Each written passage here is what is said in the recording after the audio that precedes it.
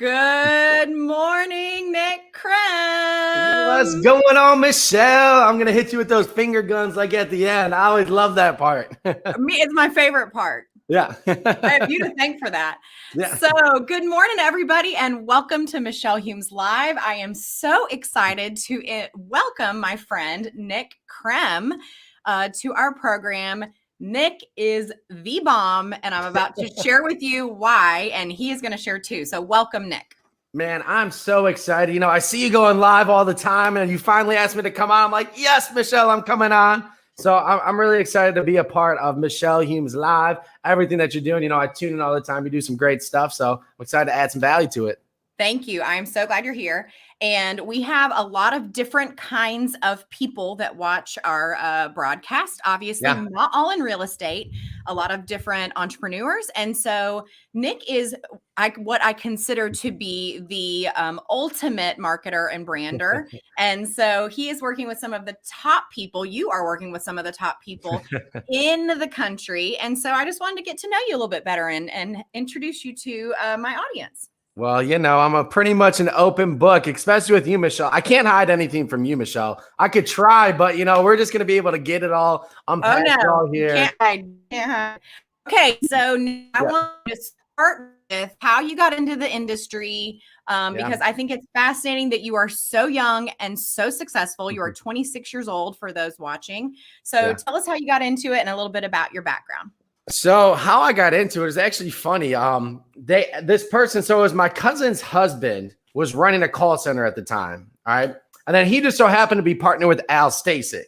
So that kind of ties it into where I'm at now. But, you know, he actually went to hire my brother first for this position. And he called my brother, and my brother happened to be in North Carolina at the time, and he couldn't take it. And he's like, you know what? Nick's actually looking for a sales job.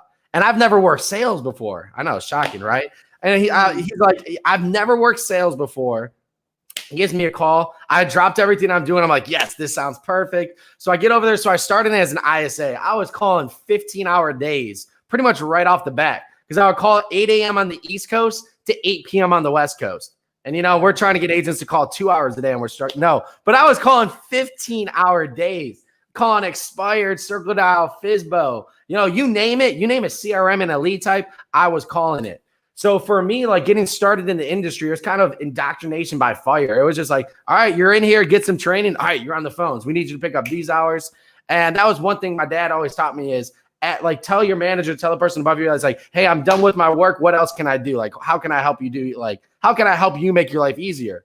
So every time I would say that, he would give me more hours. He's like, we have a new client. We need you to do this. So all of a sudden I'm working 15-hour days, dialing like crazy. But I'll tell you what, it taught me a lot in a small period of time because I got to work with a lot of agents, a lot of top agents too, because they're paying for an outside service to make their calls. Mm-hmm. So I'm learning their differentiating factors. I'm learning how they operate. I'm learning their CRMs, the back end. And I had to learn it on the fly because I'll be calling for Michelle and learning everything about you and then your marketplace. And then I would have to look up the weather in California and then get all the information so I could be an educated dialer.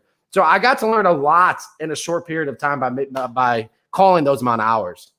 Man, I would give anything to have you as one of my ISA. Let's go back and do that again. Yeah, right. Yeah. So I love that story. How long ago was that, by the way? That was about 5 years ago. I was 20. I remember because I was 20, about to be 21 when I first got into the real estate industry. Yeah. I wish someone had told me to get into real estate at that age because it would have been a life changer. It is a life changer. I mean, look at you now. So you don't call for expireds and FISBOs anymore. And so talk to us about how that transitioned and what you're doing today. Yeah, so it really is a smooth transition because what I realized, so I got to the point where I started managing all our clients too. I think at one point we had over 60 or 70 clients, and I was one person managing them all. And basically, I was the problem guy.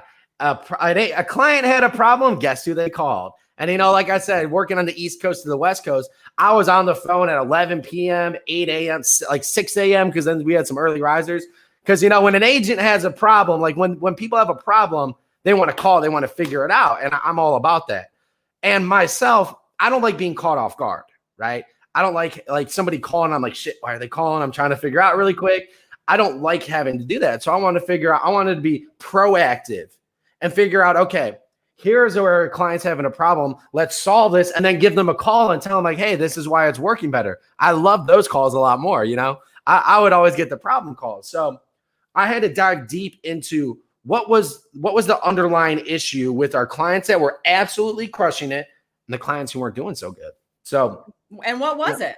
Yeah. Here we go, Michelle. This is where it was shocking, right? What's the first thing we always check? The leads, right? It's always got to be the leads. We're jumping around. That's why I said I was in the back end of all these CRMs and these leads because it was always trying new lead sources. And, shocking enough, it wasn't the leads, right? We'd be calling, and then we were checking the amount of dials that we were making, the conversations we were having. And I noticed some things. One client, we'd be calling like 5-6 hours a day. We'd have the warmest leads, the best leads. We'd put our best callers on it. We get them like 2 listings a month. And then we had somebody else, we're calling 2 hours a day. We'd be circle dialing, which, as you know, it's just like calling around random neighborhoods, basically. Yep. So we're circle dialing 2 hours a day, and we get them like 5, 6, 7 listings, like consistent a month. So I started listening to the calls, and there was one thing that I noticed. Here's the big difference. Hey, I'm calling on behalf of Nick. Who the hell's Nick? Hey, I'm calling on behalf of Nick. Oh, Nick, yeah, how's it going? Like when you can call and your brand is so big, it's so recognizable that the people are open to hearing the caller, the other person on the phone, whether it's the agent or an ISA, it is an absolute world of difference. And that's when I realized branding, what you're doing with your brand is so important. I think I was showing you this before the call too, the business cycle. The first step in the business cycle is generating attention, and then you generate interest, and then you hit the contact. So many times you want to skip those steps and just go to contact, right? I'll buy more leads than anybody, and that's why I'll do business. Great. Yeah, you could buy a lot of leads, but if you're able to convert higher on the leads that we already have because our brand is in place, because they know who we are, we're a trusted brand, we're a trusted authority, we're a community champ, we're doing these great things in the community. And then I call and say, hey, I'm calling back Michelle. Like, oh, Michelle, I love her. Yeah, how's it going? Your conversation is completely different. So that's when I started getting into the branding side of things, because I realized that was the missing link before we get to the calling. That is absolute gold. I am going to mandate every single one of my teammates to watch this, because it's true. If you call once and they don't know who you are and you haven't put in the work on the back end, yes, what's the point? Who? Nick who? I mean, I think that is so brilliant. And I wish I had the wisdom you have at 26 years old. Nick. Well, no, I think that's great. So talk to us about how that parlays into how you work with agents today, because instead of calling on customers for agents, now you are partnering with agents like myself, right? And a lot of other really successful agents that are just crushing it in the branding department. So walk us through that. So I think this comes down to, I was able, like I said, it just so happened that in Cleveland that my cousin's husband, Matt Milia, great call center appointments today. I'll give him a shout out on this, by the way, still doing great. Loved working there. He was partnered with Al Stasic on everything. So that's how I started working with Albie, and in turn started working with Jay, like all those guys. Mm-hmm. And I'll say this, especially in the real estate industry, man, there are some stories to be told.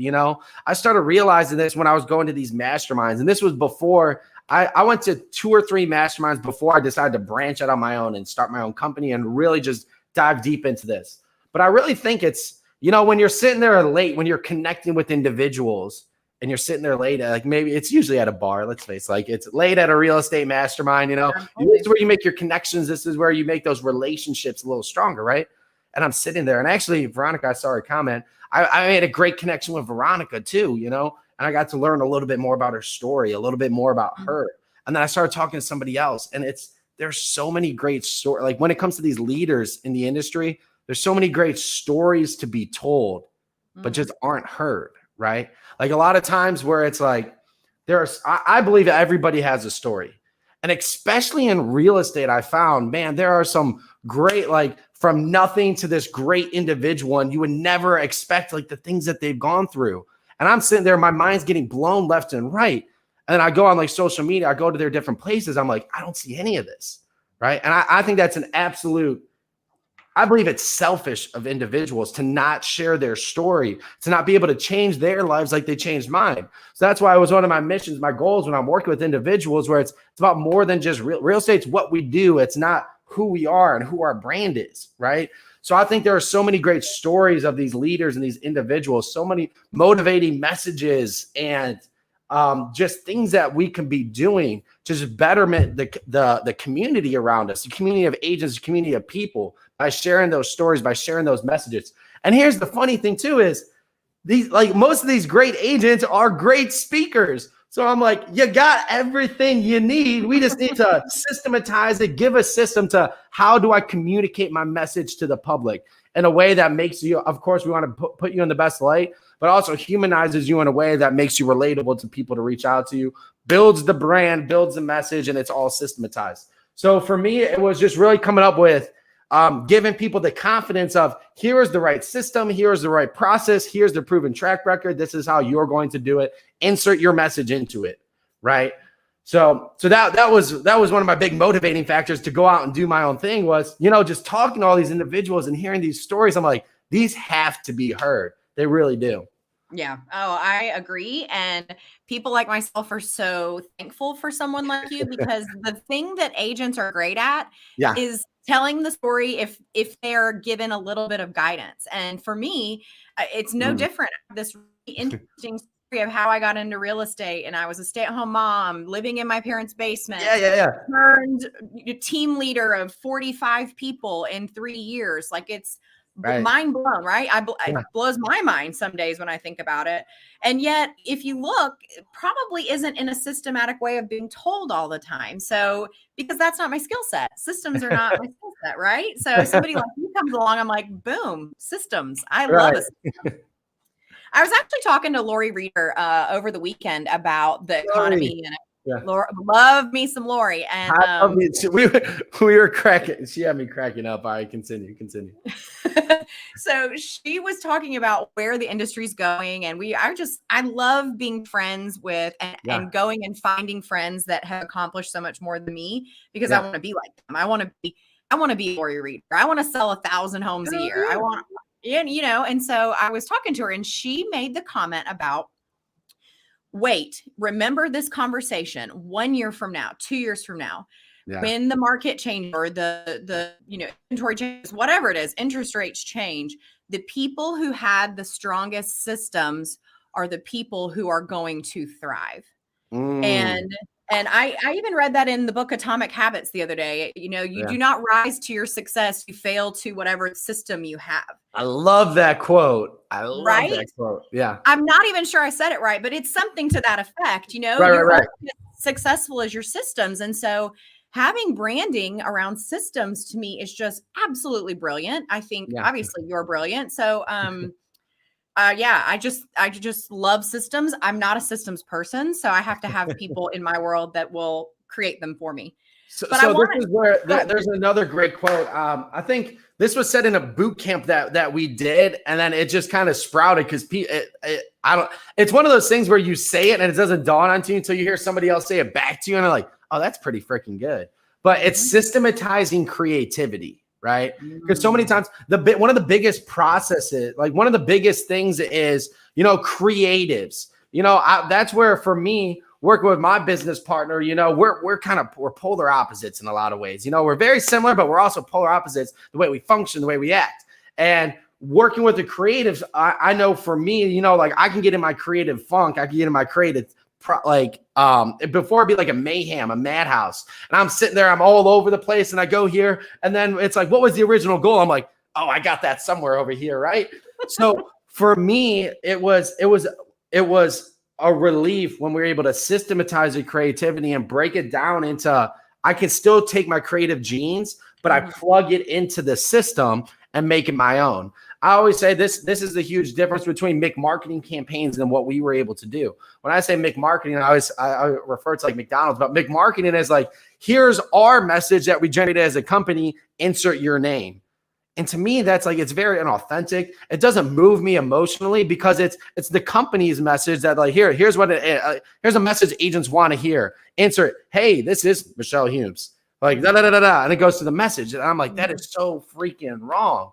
What needs to be done is we need to take the system and insert your message into it, right? So that it's your message, it's your voice. And that's what when people like join people's teams, when people want to, like, no matter what the company is, a boss, you know, like a lot of times you hear it's like, man, I'm sticking around because of the boss. I'm sticking around because of the people here, right? So for me, having that relationship, that connection with the brand is so very important. That's why when I say when you choose a branding company, it's different than a marketing company. A branding company will take your message, it will take your voice and put that at the center, right? Because that's why I make all my relationships. That's why I love working with you, Michelle, because of the individual, the person, the message. When I heard your story, I'm like, yes, we can work with that. That needs to be told. Right. So that's what I always pride myself on, is making sure that that message is told. It's not my company saying this is what you need to say. It's let's come up with the system that you should follow and let's insert your message into it. Yeah. So I hear all the successes that you've had. But we know, though, with great success comes lots of failure. Yeah. So sometimes that makes people uncomfortable to talk about, but I know you're an open book. So I want to hear, and I want to know where you feel that you had challenges and how you overcame a challenge in your business or life. So this challenge came about without even realizing it was a challenge until it was presented to me in a certain way. So my business partner and I, you know, it's actually my brother. When I say my brother, it's not like, oh, my brother. No, my brother, my actual brother. Yeah. Michael. So there's different Michael. So there's different like relationships that go into that too. But, you know, we were co-CEOs, right? Like as a relationship at the top, we were co-CEOs all the time. And we thought that was great. You know, like, oh, we split everything. We make joint decisions. We do everything together. And it's great. What was happening without us even realizing it was when something would come up, we didn't have that clear, definitive, here are your roles, here are my roles and tasks. So sometimes we would both do it. Sometimes neither of us would do it. Sometimes like things were like balls were dropping, things were happening. And then all of a sudden we both do it. It's like, who did it better? And we were butting heads and we weren't even realizing why.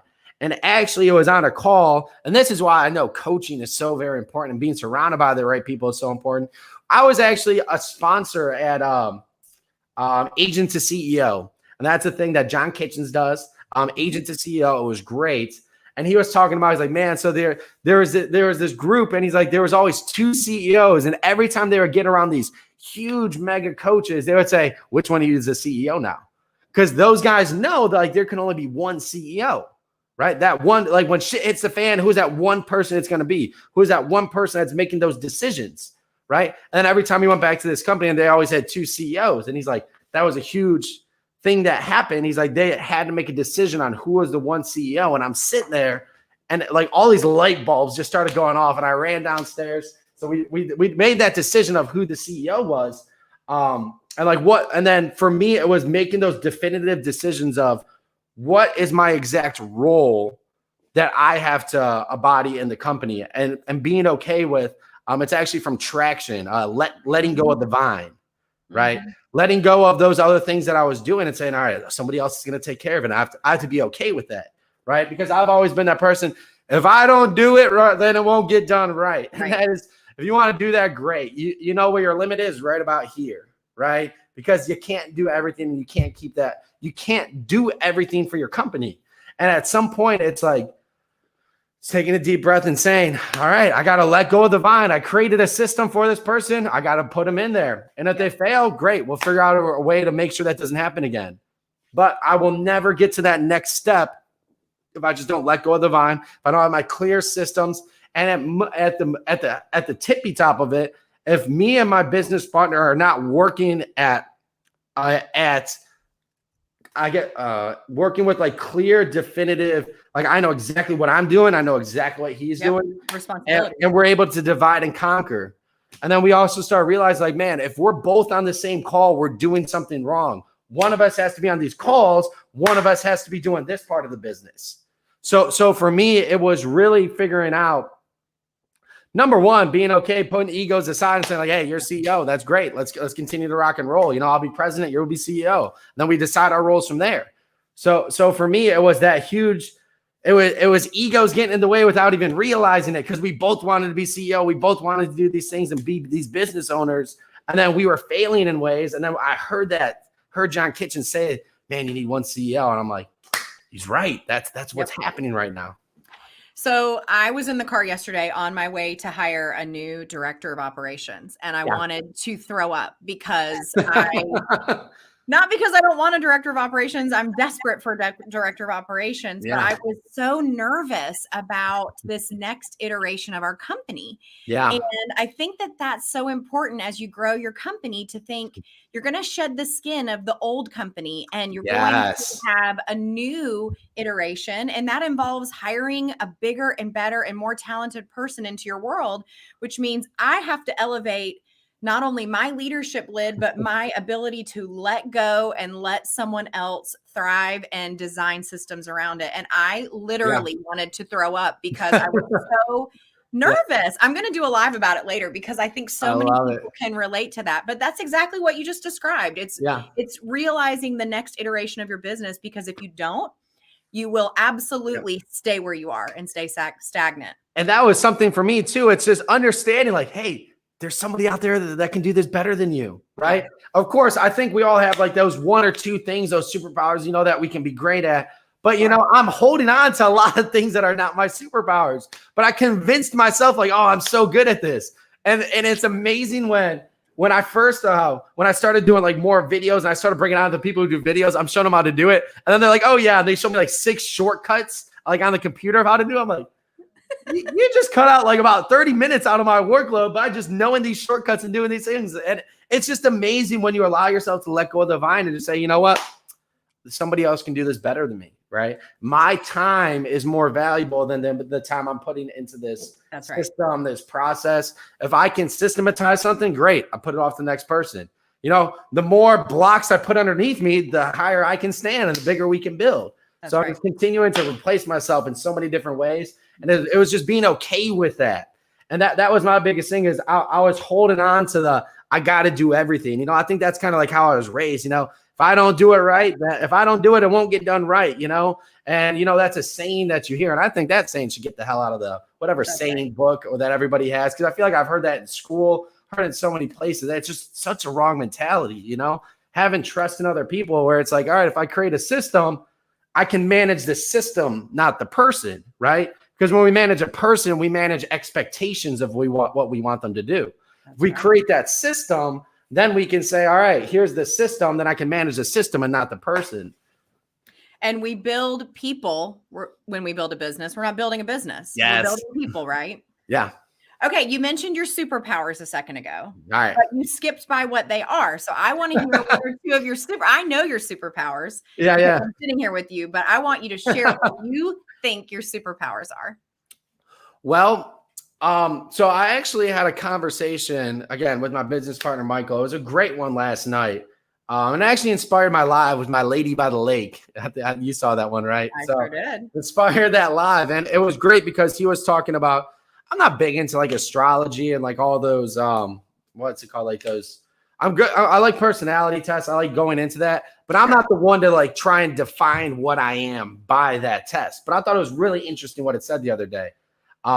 Where it's like, I am the energizer. I am like the battery life behind certain projects. I'm not the one that's going to go in there and build out the entire project. When I see a vision, when I hear a story, I will be the battery pack. I'll be the bolt of energy behind those messages, behind those stories. When I hear that idea, it's like, boom, that's the one. We're running with it. We're going. So for me, that's why I'm always making sure for the betterment of what we're doing, I am in front of the camera. I am speaking with individuals. I am meeting with the top leaders because I will put energy and I will make you believe in something, even if you don't believe in it. I'll make sure that like when I hear your story, I'll be like, that's a fucking good story. We are going to run with it. So I don't know if we cuss on your side. Sorry, Gigi. No. Yeah, we are going to run with it. Like, this is an amazing story. This is an amazing process. We have to bring this to life, right? So that's where it's like, what is it? Dr. Frankenstein. I'll bring it to life. I'll bring it to life. We'll get the bolts of energy. And that for me, that's what we realize. I have to be in all those seats of putting energy in the right places. So if we need energy, if we need something to get off the ground, they put me in it, and we're gonna go to the races. Oh, you've got energy. Yeah. Yeah. You've got all kinds of energy. You were talking earlier about in school. You said you think I talk a lot now. You should have seen me in 9th grade. Man, I'm pretty sure I did win most talkative in my high school. Bless your teachers. Yeah. Oh my. I don't know how some of my teachers made it through it, because y'all think I talk now. I listen a lot now, but it's it is pretty funny. Well, Nick, I was a high school teacher. If you were my student, I would have adored having you in my classroom. I probably would have let you talk and sell the kids on something else a lesson.